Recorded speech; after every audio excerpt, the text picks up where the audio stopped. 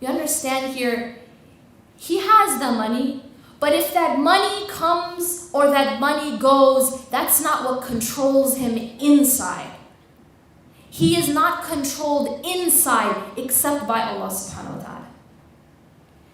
Similarly, we interact with people, right? No one is going to tell you that you should go hide out and never see people. We get married, this is the sunnah of the Prophet ﷺ. We have children, we have families, we have parents. We must interact. But what happens when the people are happy with you and they're praising you? How does that affect your heart? And then the next day they don't like you anymore. They're not pleased with you anymore. Now they're criticizing you. Now they don't love you anymore. I'm sorry, I don't love you anymore. I think I'm going to leave now. What happens to you? If that person was in your heart and that person controlled you inside, then when they don't like you anymore or they're criticizing you, it breaks you inside. But if those people, yes, you love them, but your heart is for Allah. Your heart is not moved by the movement of the creation. Your heart is only moved by Allah subhanahu wa ta'ala. Then what that means is, yes, people come and they go from your life. People are going to be happy with you sometimes. Sometimes they're not going to be. Sometimes they're going to love you and sometimes they're going to hate you. But you don't allow your internal state to go up and down with the creation. Because your internal state should be stable with Allah subhanahu wa ta'ala. Should be linked to your relationship with Him. And externally you interact with the creation. It isn't something that controls you inside. This is the goal, right? How do you get there? This seems very, it seems very hard, right? Something far off. We can't really think about how do we do that? How do we love our families, for example, without allowing them to compete with the place that Allah should be inside? I think the easiest answer to that question is by thinking of this example. You know when a little kid first sees, a really special toy. Maybe that child is watching TV and sees a commercial. And on the commercial, there's this toy Ferrari. Okay? And the child falls in love with this toy.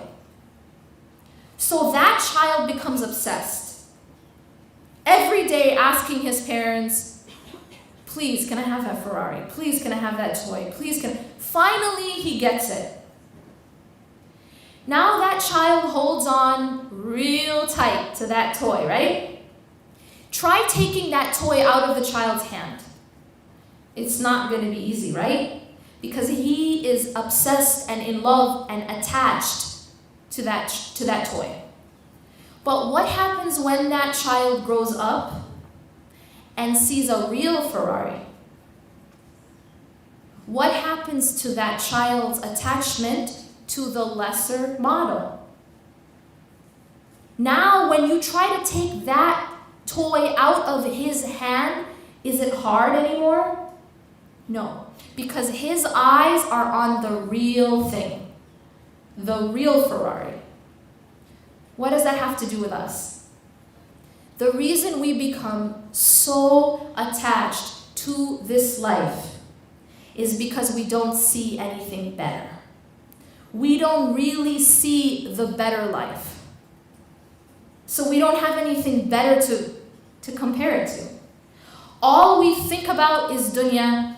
All we talk about is dunya. All we compete for is dunya. It's only about how much do I have, how much do they have? What are they wearing, what am I wearing? What are they saying, what am I saying? Where am I invited, who didn't invite me? Whatever it is. Who has more status, who has less status? That's all we see. We are just surrounded by it. And so all we see is the toy car. That's all we see. That's why it's so hard to let go. That's why if you try to take even a little bit from me, I would never let it go. We aren't willing to sacrifice even a little bit of our dunya for Allah. We aren't. We can't even sacrifice, okay, I'm not going to get this interest-bearing loan. I'm not going to sell alcohol. I'm not going to dress in a way that is displeasing to Allah because that's the fashion. We can't even sacrifice seriously. When we look at the sacrifices that people before us made, and we compare it to the sacrifices that we're not willing to make, we don't even want to give up this much for Allah. You tell me to wear hijab? No, but I don't want to give up the fashion. You tell me to dress modestly, but that's in fashion. We can't even sacrifice fashion, let alone our lives or otherwise. So we aren't willing to let go even a little bit because we're like that child who only sees the toy car. It's all I have, and so I don't want to let it go. You know this thing that the youth say, YOLO, you only live once? If you think that you only live once, you're not going to let it go. If you think this is all I got, there is no other opportunity, this is it, then you will hold tight and you will never let it go, even a little bit.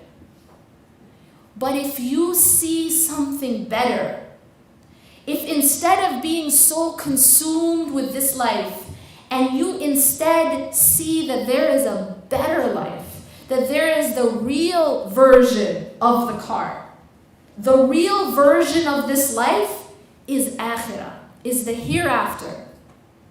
But we don't see it. Even when we read it in the Quran, it's like, we just read it with our tongues. We just have this like theoretical concept. Oh yeah, I know Jannah exists. I know there's a hereafter, but is it really real to you? Is it really something you actually think about and pray about and ask for and hope for and look forward to? Realistically, no. We're looking forward to the party we're going to next week. That's what we look forward to. It's just dunya. That's all we see. We haven't been able to see farther. That's why it's so hard to let go. But believe me, when you are given a choice between something better and something lesser, it's a non-choice. It's obvious. We're going to choose what is better. And Allah tells us in the Quran, بل تؤثرون الحياة الدنيا والآخرة خير وأبقى. Do you prefer the life of this world when the hereafter is greater and more lasting? خير وأبقى. What is it that makes us so sad about this life? There's two things that make us really sad about this life, that disappoint us. First is that it isn't perfect. We want things to be perfect. It's in our nature. And we become very disappointed when things are not perfect. We want our children to be perfect. We want our husband to be perfect. We want our wife to be perfect. We want our job to be perfect. We want our figure to be perfect. We want everything to be perfect, right? And we get disappointed when it isn't. Khayrun. Allah is saying that the hereafter, that Jannah is greater because it's actually perfect. It's none of this, one thing goes right in your life, but something else is falling apart. It's none of that. There is no sadness and there is no fear in Jannah. There is sadness and fear in this life, right? There is definitely sadness and fear in this life, but the hereafter doesn't have any of that. And second thing that makes us sad is that nothing lasts. No matter how beautiful you are, no matter, how thin and how nice your skin is, 20 years later, you don't look the same. And you can throw all the money in the world into plastic surgery, but it isn't going to make you live forever. Is it right? And it doesn't matter if you're an atheist or an agnostic or a Muslim, you can't deny that. And it's very difficult for people to accept that. That's why we have so many products out there. All the creams and all the Botox and the plastic surgery. What's that about? We're trying to make a Jannah in this life. We're trying to make this life last forever, but it's impossible. And that hurts us in a very deep place, to think that everything is passing away. It hurts us, but that's because we only see this life. We don't see that there is a life where nothing passes away, that you don't get old, you don't get tired, you don't cry, you don't bleed, you don't get scared. You don't have to worry about anxiety and all these things that plague us. So why are we so caught up in this life?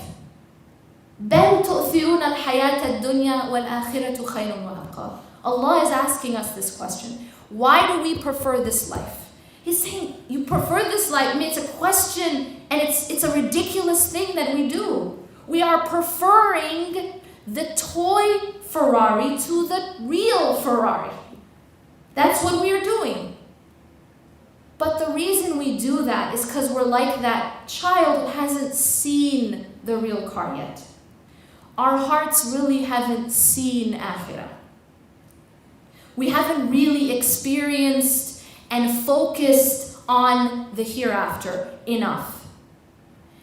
And when you do that, through your remembrance of Allah, through your relationship with His book, with the Quran, when you start to do that, you will find naturally that this life doesn't become as important anymore. It becomes like the hotel room.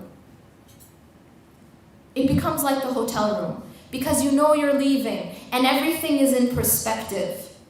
The reason you don't get attached to your hotel bed is because you have perspective. You know, I'm only here for 3 days and I'm leaving. But if you thought that you were staying in that hotel room forever, you would act very different. Right? How do we act with our houses versus the hotel room? Because in our mind, this house is permanent, right? So we want to decorate it and we get very attached to it, etc., etc. Our mindset is that we're staying here.